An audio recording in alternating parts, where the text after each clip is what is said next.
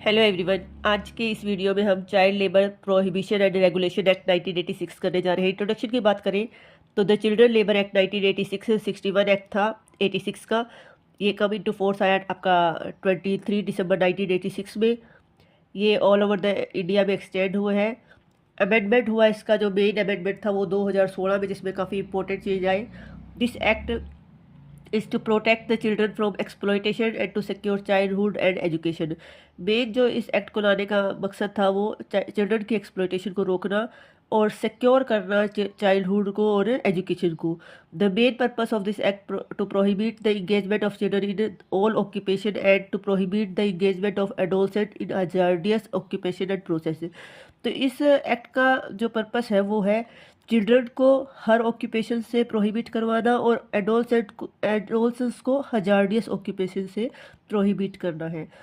अगर constitutional support की बात करें तो इस एक्ट को कॉन्स्टिट्यूशनल सपोर्ट है आर्टिकल 21A का, जो कि फ्री एलिमेंट्री एजुकेशन की बात करता है।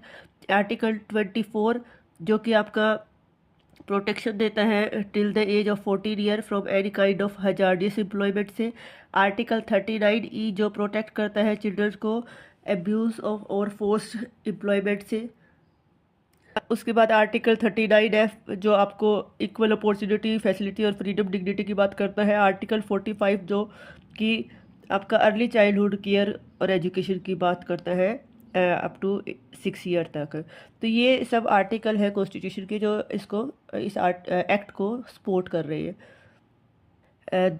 इस एक्ट के अंदर टोटल 4 चैप्टर है, 22 सेक्शन है। 23, 4, 5, 6 सेक्शन थे जो कि रिपील कर दिए गए 2001 के एक्ट में।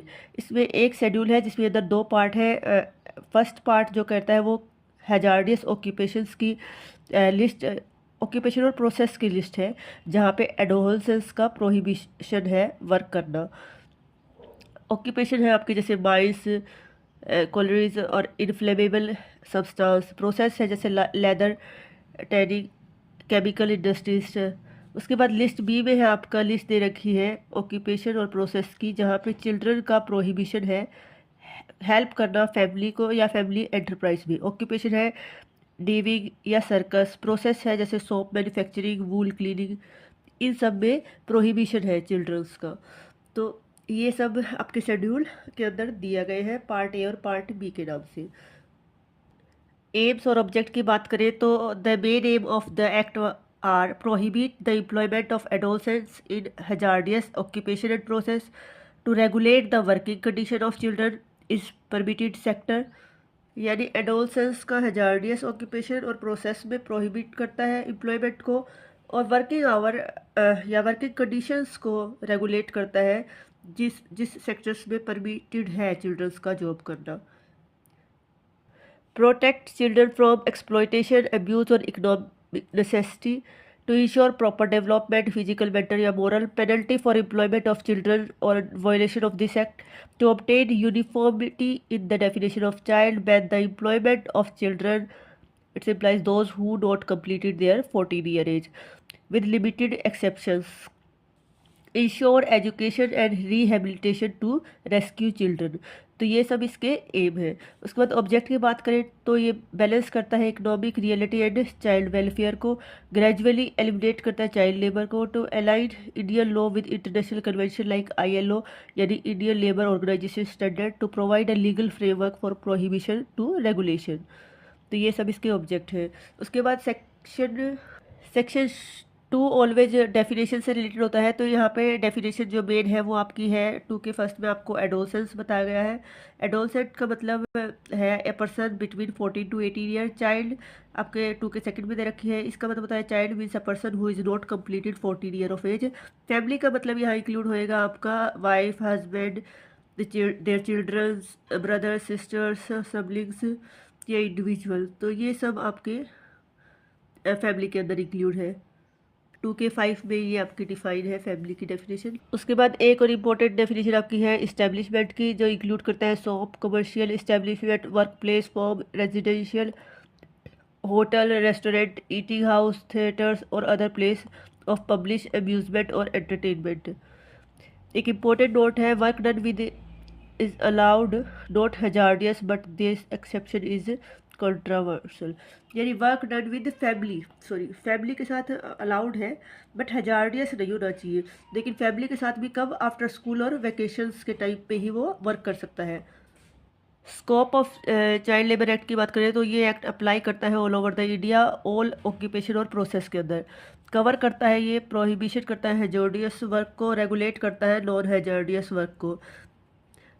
पोस्ट अमेंडमेंट चिल्ड्रन आपका less than 14 year generally prohibit है। एडोलसेंस आपका 14 to 18 allowed accept in the hazardous work. यानी जो अमेंडमेंट के बाद क्या हो गया कि जो 14 से कम उम्र के जो बच्चे थे उनका तो पूरा ही प्रोहिबिट है, कोई भी वर्क नहीं कर सकते। बट एडोलसेंस को अलाउड है, लेकिन हजार्डियस वर्क वो भी नहीं कर सकते। उसके बाद सेक्शन 3 की बात करें तो यही बात आपका सेक्शन 3 कर रहा है, प्रोहिबिशन ऑफ एम्प्लॉयमेंट। चिल्ड्रन जो बिलो 14 ईयर है कम्प्लीटली प्रोहिबिट है ऑल ऑक्यूपेशन और प्रोसेस के अंदर। एक्सेप्शन है यहाँ पे, helping in family enterprise after school और vacation, working as child artist या कोई स्पोर्ट्स वगैरह, मतलब हल्की फुल्की चीज़ों में वो कर सकते हैं, फैमिली एंटरप्राइजेज में भी कर सकते हैं, बट आफ्टर स्कूल और वेकेशन होना चाहिए और विद कंडीशन होना चाहिए। 3 का ए आपको बताता है कि एडोलसेंस 14 to 18 ईयर जो होती है prohibit in hazardous occupation and process such as mining, hazardous factories या एक्सप्लोजिव्स में उनका एडोलसेंस का भी प्रोहिबिटेड है। ये सेक्शन 3 का ए बता रहा है।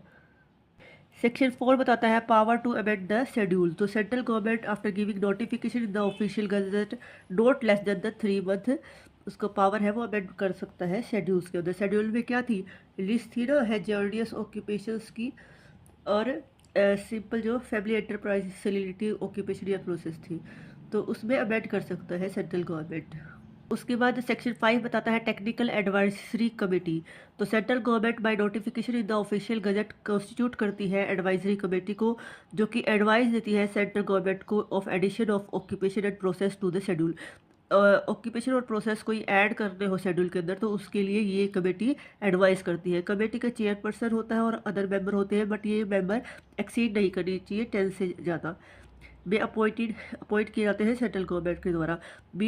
मीटिंग इनकी कब होती है, जब नेसेसरी फील होता है। Power to regulate its own procedure, constitute one or more sub committee, ये कॉन्स्टिट्यूट कर सकते हैं वन और मोर कमेटीज़ को भी, सब कमेटी को भी। उसके बाद regulation of condition of work बता रखा आपका सेक्शन 6 और सेक्शन 13 में।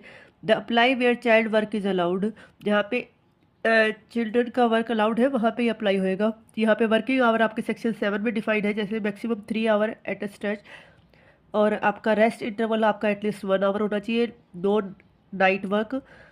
7 के 3 में बताया गया है कि टोटल वर्क आपका लेस देन 6 आवर होना चाहिए, जिसके अंदर आपका इंक्लूड एक दिन के अंदर इंक्लूड आपका जो वेटिंग टाइम होता है फॉर वर्क वो भी इसके अंदर इंक्लूड होएगा।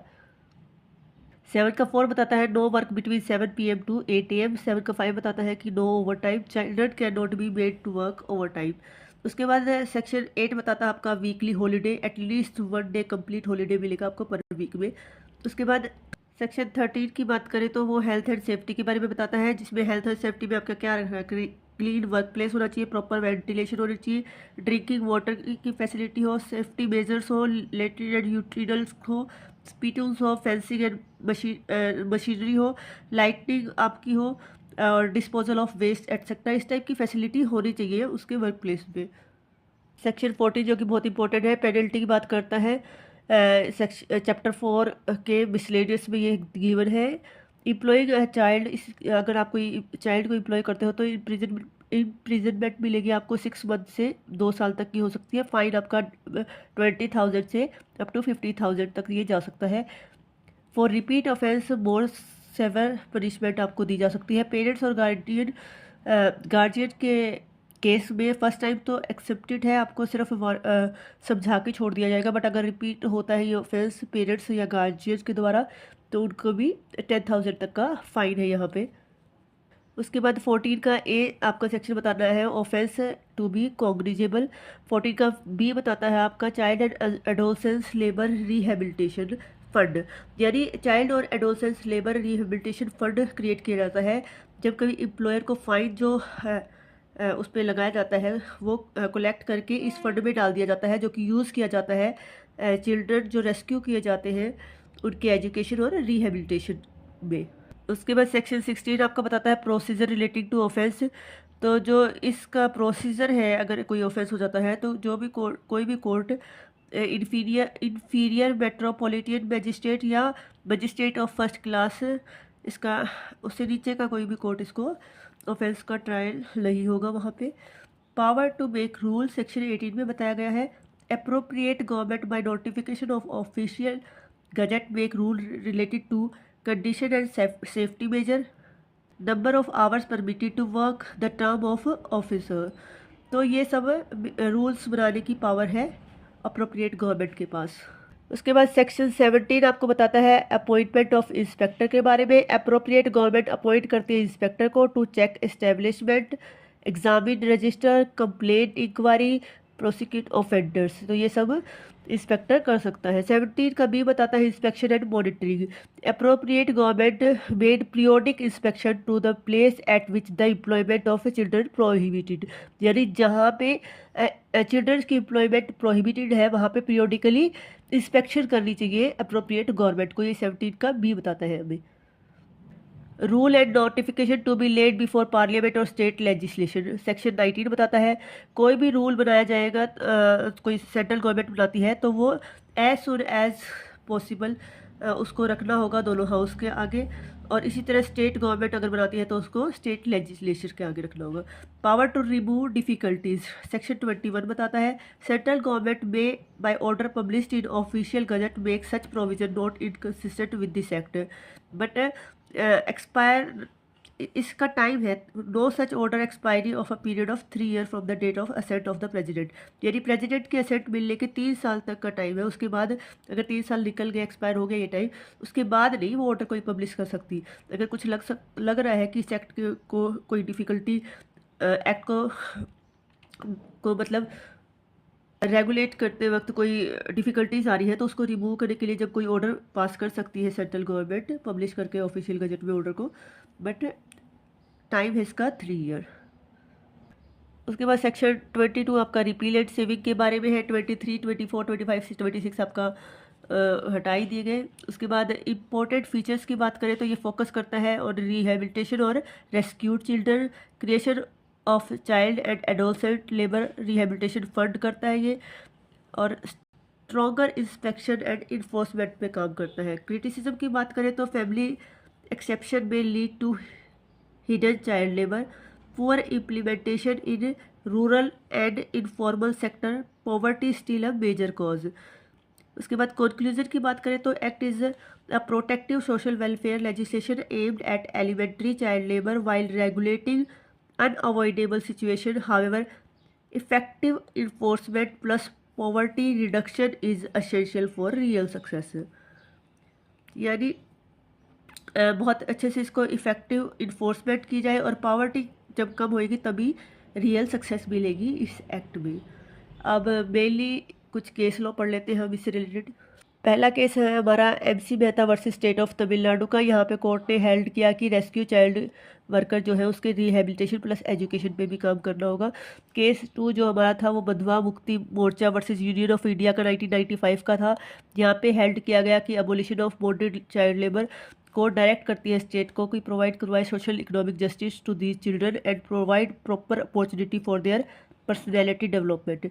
उसके बाद केस था हमारा TMA Pai foundation versus Union of India का। यहाँ कोर्ट ने हेल्ड किया कि it is duty of the parents and guardian to provide children opportunity for free education.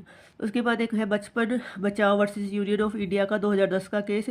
यहाँ पे कोर्ट ने डिसाइड की duties and responsibility of the commission जो कि फॉर्म किया गया था प्रोटेक्शन ऑफ चिल्ड्रन के लिए। तो ये कुछ केस है इस एक्ट से रिलेटेड। आई होप आप सबको समझ आया होगा। Thank you.